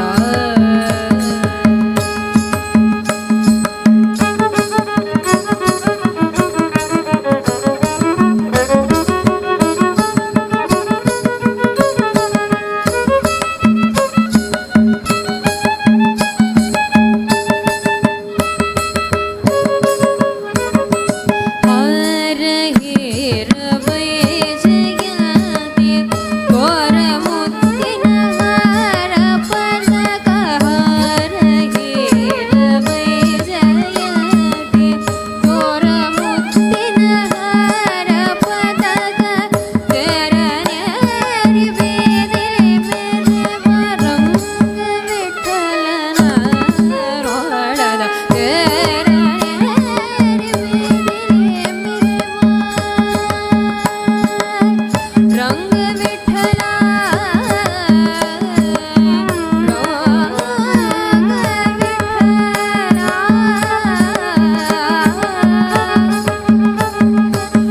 ತೆರನೇರಿ ಬೀದಿಲಿ ಮೆರೆವ ರಂಗ ವಿಠಲನ ನೋಡದ, ರಂಗ ವಿಠಲನ ನೋಡದ, ರಂಗ ವಿಠಲನ ನೋಡದ, ಕೈಗಳಿದ್ಯಾತಕೋ ಕಾವೇರಿ ರಂಗನ ನೋಡದ, ಕಸ್ತೂರಿ ರಂಗನ ನೋಡದ, ಕೈಗಳಿದ್ಯಾತಕೋ ಕಾವೇರಿ ರಂಗನ ನೋಡದ, ಕಾವೇರಿ ರಂಗನ ನೋಡದ, ಕಾವೇರಿ ರಂಗನ ನೋಡದ.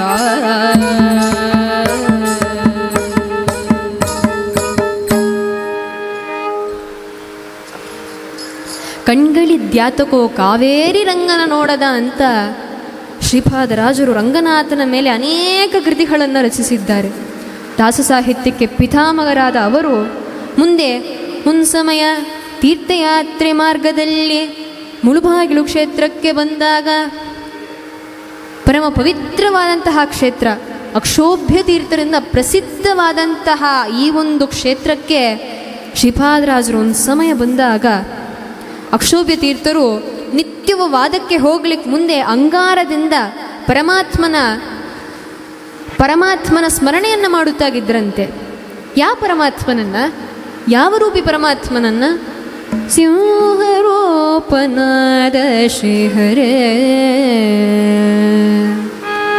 ಸಿಂಹರೂಪಿನಾದ ಆ ಒಂದು ನರಸಿಂಹದೇವ ಪರಮಾತ್ಮನನ್ನ ಸ್ಮರಣೆ ಮಾಡುತ್ತಾಗಿದ್ರಂತೆ.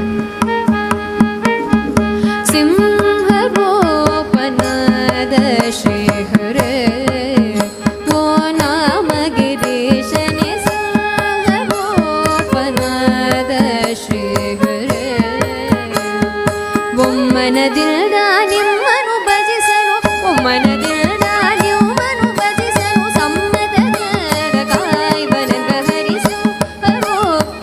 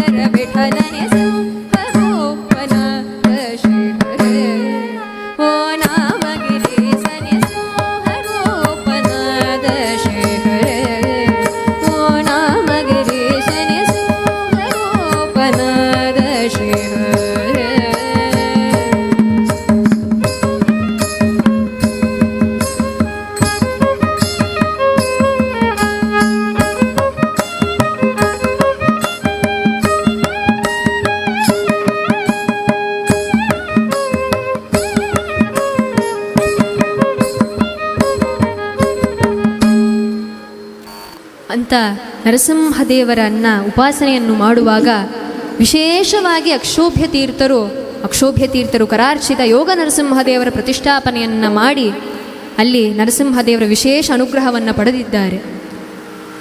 ಒಂದು ಸಮಯ ಶ್ರೀಪಾದರಾಜರು ಮುಳುಬಾಗಿಲಿಗೆ ಬಂದಾಗ ಅಲ್ಲಿ ತಮ್ಮದೇ ಆದಂತಹ ವಿದ್ಯಾಪೀಠವನ್ನು ನಿರ್ಮಾಣ ಮಾಡಿಸಿಕೊಂಡರು. ಶ್ರೀಪಾದರಾಜರು ಪಾಠ ಹೇಗಿದ್ದಿತ್ತು, ಅವರ ಪಾಠ ಎಂತಹ ಅದ್ಭುತವಾಗಿದ್ದಿತ್ತಂದರೆ ಈ ಒಂದು ಘಟನೆ ತೋರಿಸಿಕೊಡುತ್ತದೆ. ಶ್ರೀಪಾದರಾಜರು ಸುಮಾರು ಗ್ರಂಥಗಳನ್ನು ಸುಮಾರು ಮಕ್ಕಳುಗಳಿಗೆ ಪಾಠವನ್ನು ತೆಗಿತಾ ಇರೋ ವೇಳೆಗೆ ಒಂದು ಸಮಯ ಸರ್ವಮೂಲ ಗ್ರಂಥದ ಪಾಠವನ್ನು ಮಾಡಿದ್ರಂತೆ. ಸರ್ವಮೂಲ ಗ್ರಂಥದ ಪಾಠವನ್ನು 48 ಸಲ 48 ಬ್ಯಾಚ್ ಇರುವ ಮಕ್ಕಳಿಗೆ ಪಾಠವನ್ನು ಮಾಡಿಸುತ್ತಾಗಿದ್ದರಂತೆ. ಒಂದು ದಿವಸ ಆ ಎಲ್ಲ ಪಾಠಕ್ಕೂ ಇದ್ದ ಒಂದು ಶಿಷ್ಯ ಸೇವಕನನ್ನು ಕರೆದು ಸರ್ವಮೂಲ ಗ್ರಂಥದಲ್ಲಿ ಬರುವಂತಹ ಒಂದು ಸಣ್ಣ ಪದ, ಆ ಪದದ ಅರ್ಥವನ್ನು ವಿವರಿಸು ಅಂತ ಹೇಳಿದಾಗ ಆ ಶಿಷ್ಯ ಒಂದು ಪದಕ್ಕೆ 48 ವಿಧದಲ್ಲಿ ಅನುವಾದವನ್ನು ಮಾಡಿದನಂತೆ. ಹಾಗಾದರೆ ಶ್ರೀಪಾದರಾಜರು ಒಂದೊಂದು ಬ್ಯಾಚಿನ ಮಕ್ಕಳಿಗೂ ಒಂದೊಂದು ವಿಧವಾದ ರೀತಿಯಲ್ಲಿ ಒಂದೊಂದು ಅರ್ಥದಿಂದ ತೆಗೆದಿದ್ದಾರೆ. ಇಂತಹ ಅದ್ಭುತ ಸರ್ವಮೂಲ ಗ್ರಂಥ 48 ಅರ್ಥ ಒಂದು ಪದಕ್ಕೆ ಶ್ರೀಪಾದರಾಜರ ಶಿಷ್ಯನಿಂದ ಹೇಳಲಿಕ್ಕಾಗಿತ್ತಂದರೆ ಶ್ರೀಪಾದರಾಜರ ಜ್ಞಾನ ಹರಿತ ಹೇಗಿದ್ದಿರಬೇಕು. ಅಂತಹ ಮಹಾಮಹಿಮರು ನಮ್ಮ ಶ್ರೀಪಾದರಾಜರು. ಮುಂದೆ ಅಲ್ಲಿ ಸ್ವಪ್ನ ಸೂಚನೆಯಾಗಿ ಗಂಗಾದೇವಿ ಅಲ್ಲಿ ನೃಸಿಂಹ ತೀರ್ಥದಲ್ಲಿ ಆವಿರ್ಭವಿಸಿದಳು. ಮುಂದೆ ಇನ್ನೊಂದು ಸಮಯ ಪಂಢರಾಪುರಕ್ಕೆ ಶ್ರೀಪಾದರಾಜರು ಹೋದಾಗ ಪರಮಾತ್ಮನ ವಿಶೇಷ ಅನುಗ್ರಹವನ್ನು ಪಡೆದು ಭೂಮಿಯ ಕೆಳಗೆ 2 ಪೆಟ್ಟಿಗೆ ಸಿಕ್ಕಿತ್ತು. ಒಂದು ಪೆಟ್ಟಿಗೆಯಲ್ಲಿ ರುಕ್ಮಿಣಿ ಸತ್ಯಭಾಮ ಸಮೇತ ರಂಗವಿಠಲನ ಮೂರ್ತಿ ಸಿಕ್ಕಿತ್ತಂತೆ. ಇನ್ನೊಂದು ಪೆಟ್ಟಿಗೆಯಲ್ಲಿ ಅದನ್ನು ಹಾಗೆ ಇಟ್ಟಿದ್ರು. ತಮ್ಮ ವಿದ್ಯಾಶಿಷ್ಯರಾದ ವ್ಯಾಸರಾಜರು ಒಂದು ದಿವಸ ಆ ಪೆಟ್ಟಿಗೆಯನ್ನು ತೆರೆದಾಗ ಆಡಿದನೋ ರಂಗ. ಪೆಟ್ಟಿಯನ್ನು ತೆರೆದು ನೋಡಿದರೆ ಪರಮಾತ್ಮನ ವಿಗ್ರಹ ನರ್ತನವಾಡ್ಲಿಕ್ಕೆ ಶುರು ಮಾಡಿತ್ತಂತೆ. ಆಡಿದನೋ ರಂಗ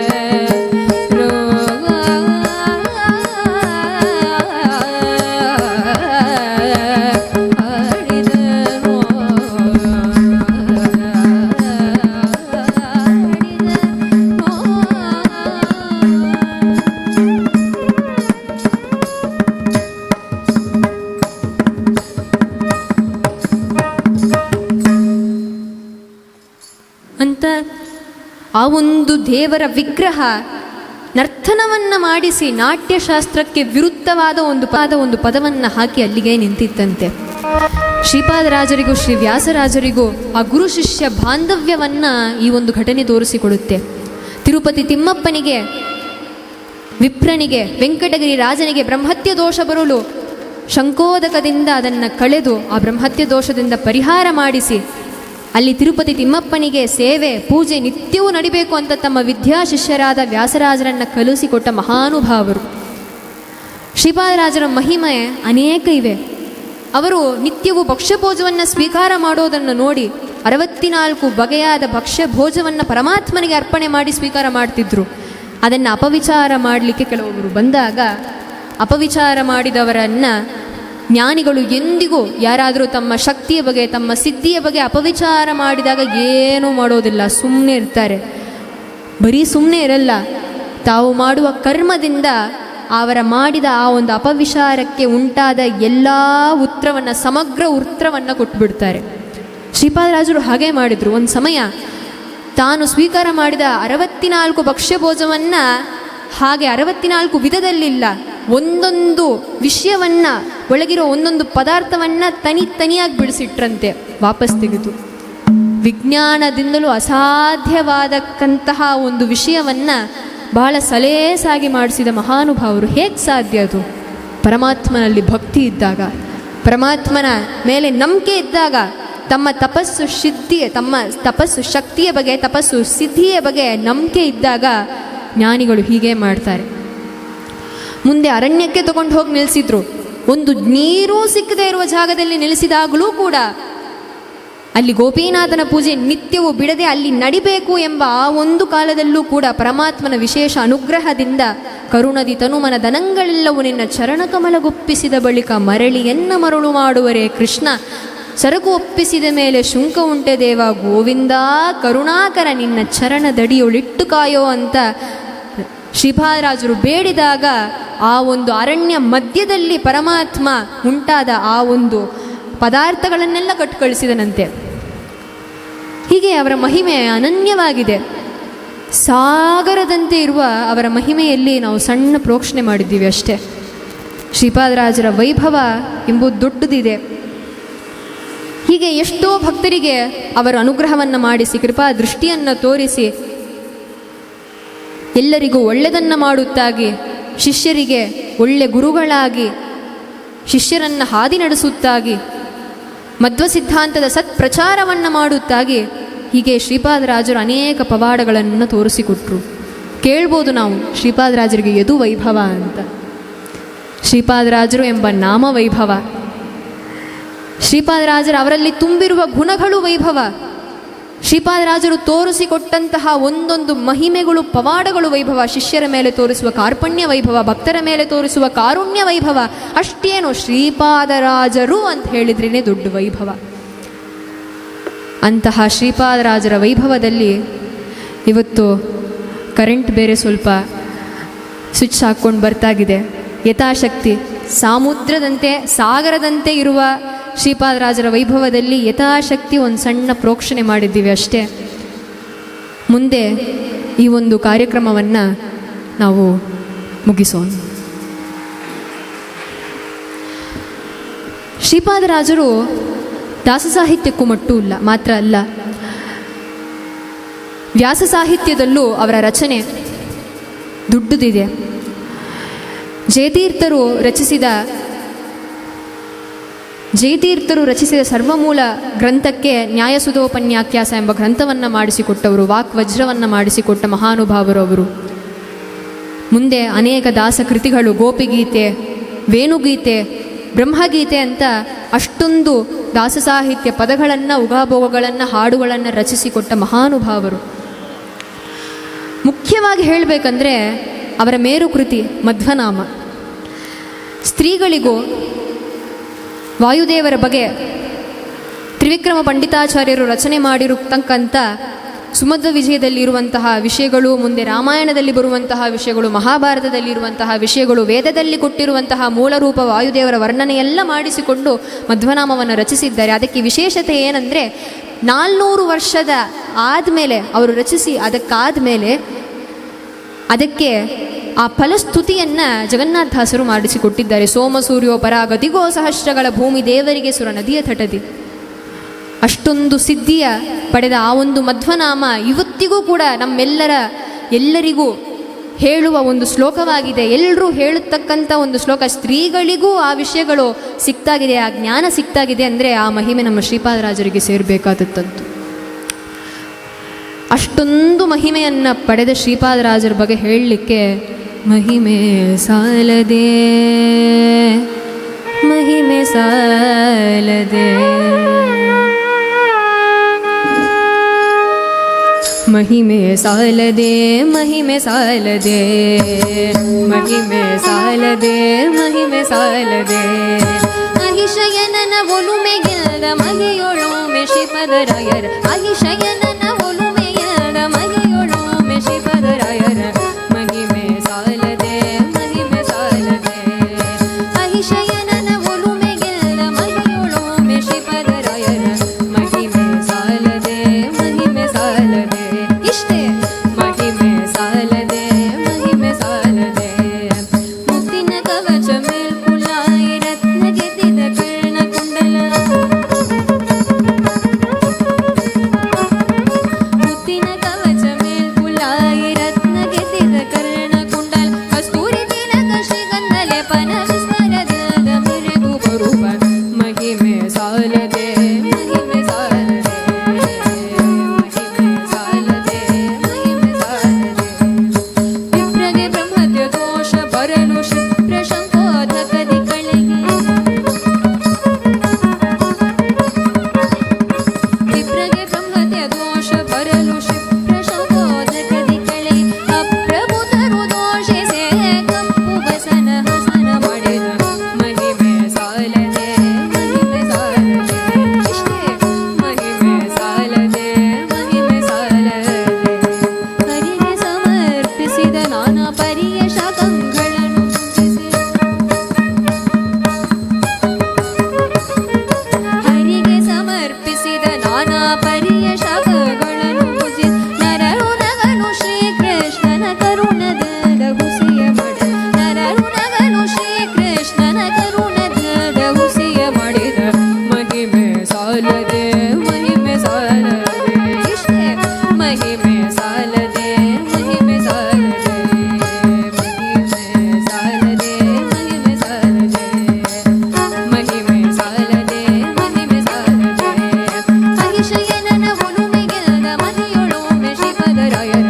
ಮಹಿಮೆ ಸಾಲದೆ, ಮಹಿಮೆ ಸಾಲದೆ, ಮಹಿಮೆ ಸಾಲದೆ, ಮಹಿಮೆ ಸಾಲದೆ, ಇಷ್ಟೇ ಮಹಿಮೆ ಸಾಲದೆ, ಇಷ್ಟೇ ಮಹಿಮೆ ಸಾಲದೆ.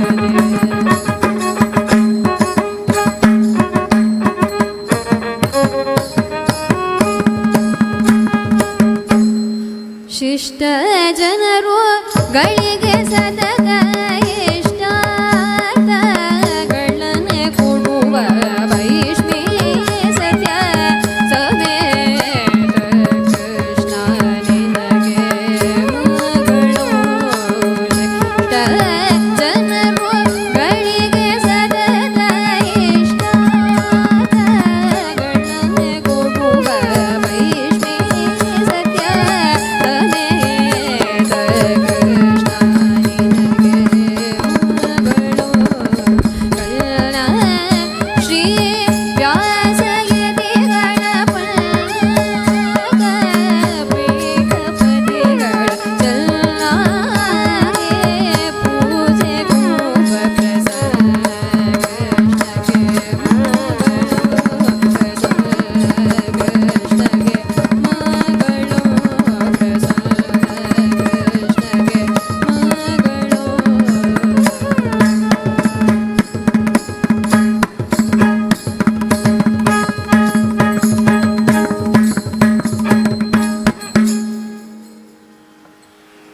ಕಾಯೇನ ವಾಚಾ ಮನಸೇಂದ್ರಿಯೈರ್ವಾ ಬುದ್ಧ್ಯಾತ್ಮನಾ ವಾ ಪ್ರಕೃತೆ ಸ್ವಭಾವಾತ್ ಕರೋಮಿ ಯತ್ यद्यत् सकलं परस्मै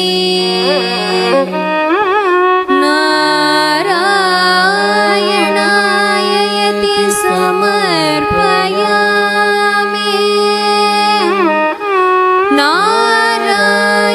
नारायणायति समर्पयामि श्रीकृष्णार्पणमस्तु हरे श्रीनिवास हरे नमः